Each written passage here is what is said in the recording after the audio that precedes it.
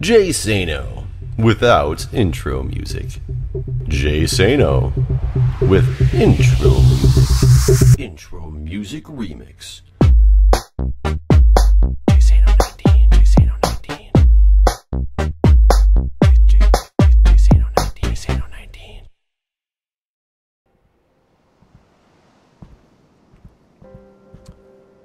Chapter 2. Full House. A friend of Dan's was coming to visit.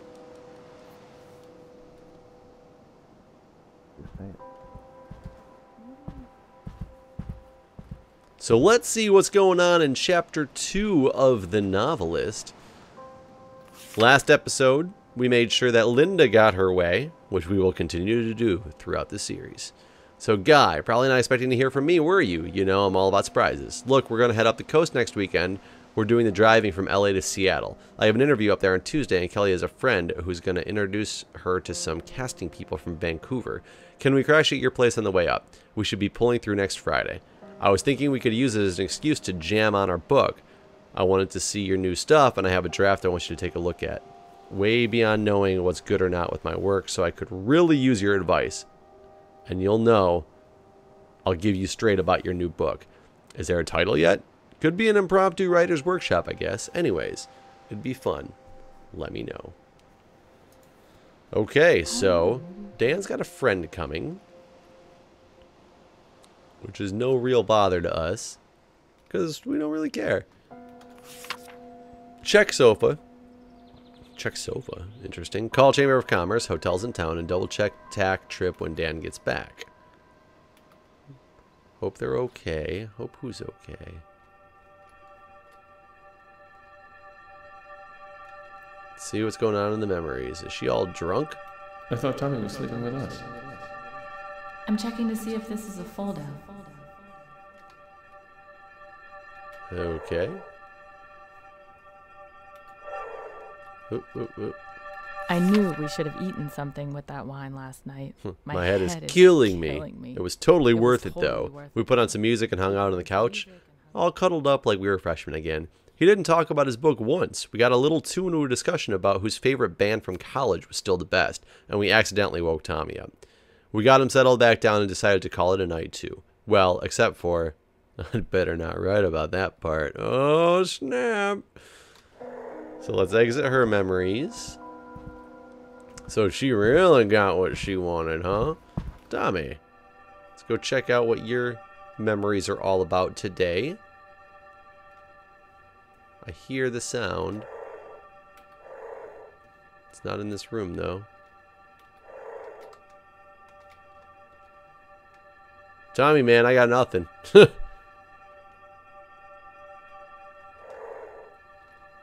Must be downstairs.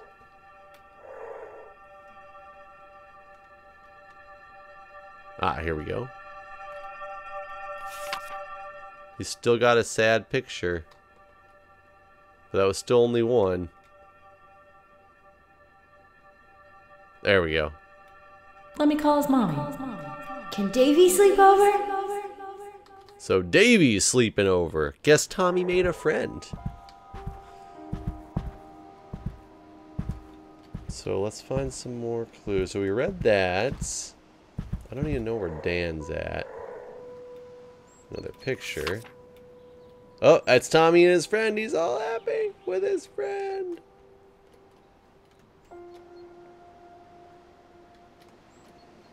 Let's see what's going on. Must be in the study. I must have missed him. No bother. I took Tynan up on the book jam.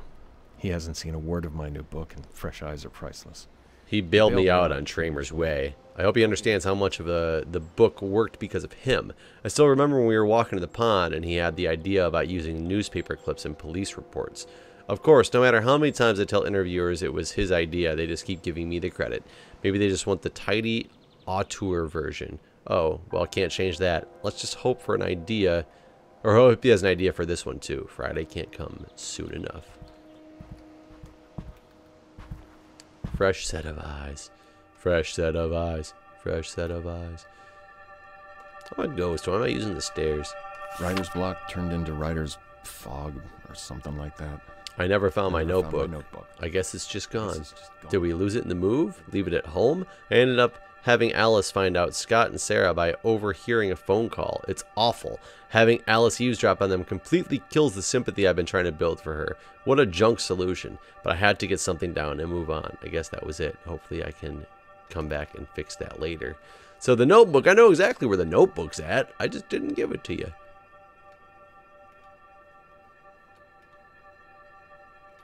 Not in here. Where's the rest of the stuff?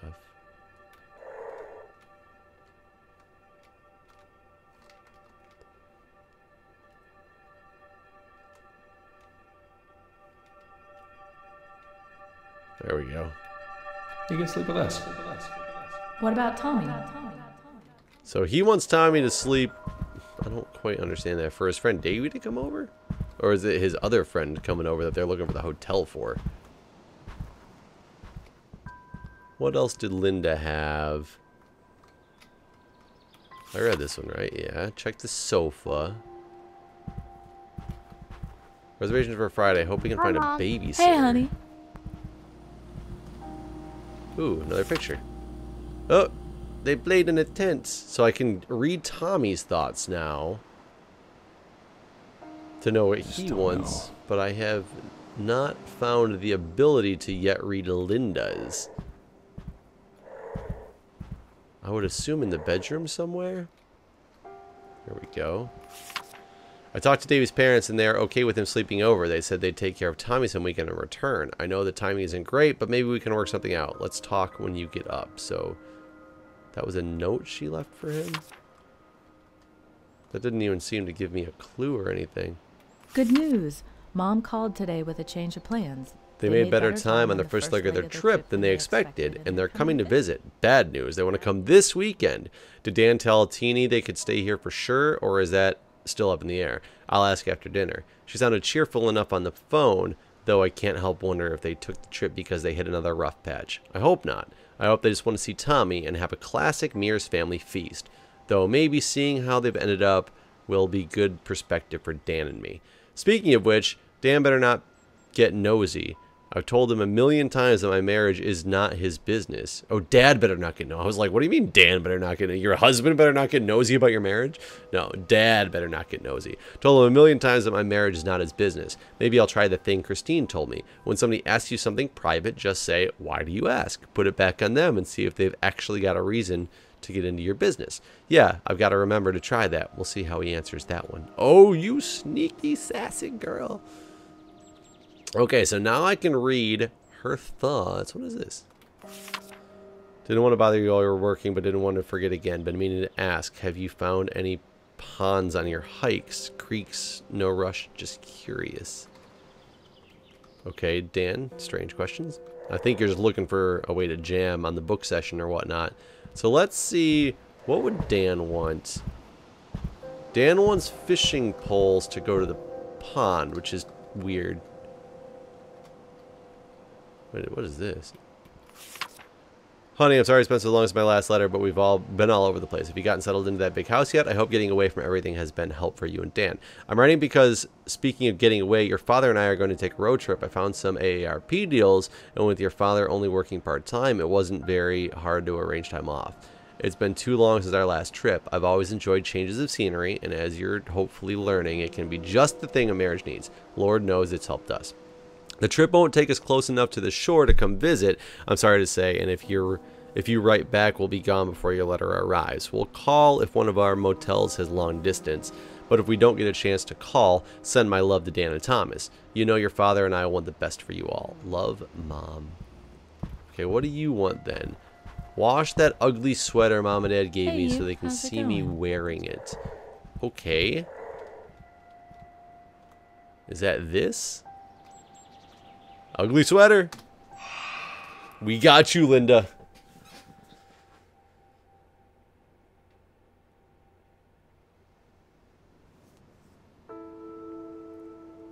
Oh, yeah, I forgot I have to go upstairs still, huh?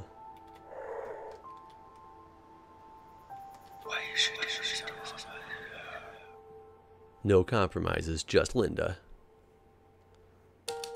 Linda was so excited to see her parents, she almost felt happy putting on the hideous sweater they'd given her the previous Christmas. She paid close attention to how her mother and father interacted, and more than once she and Dan talked about their own marriage in that context.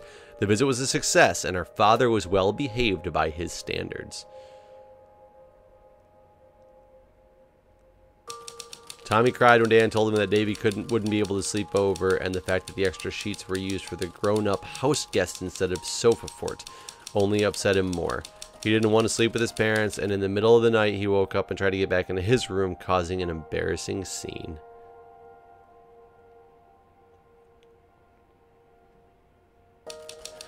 Dan hated missing a chance to get feedback on his book, and he found the company distracting. He tried to work through the commotion, but he never got into a rhythm. He couldn't even focus long enough to do small corrections, so instead he accepted the role of selfless host and spent the weekend running errands, not working.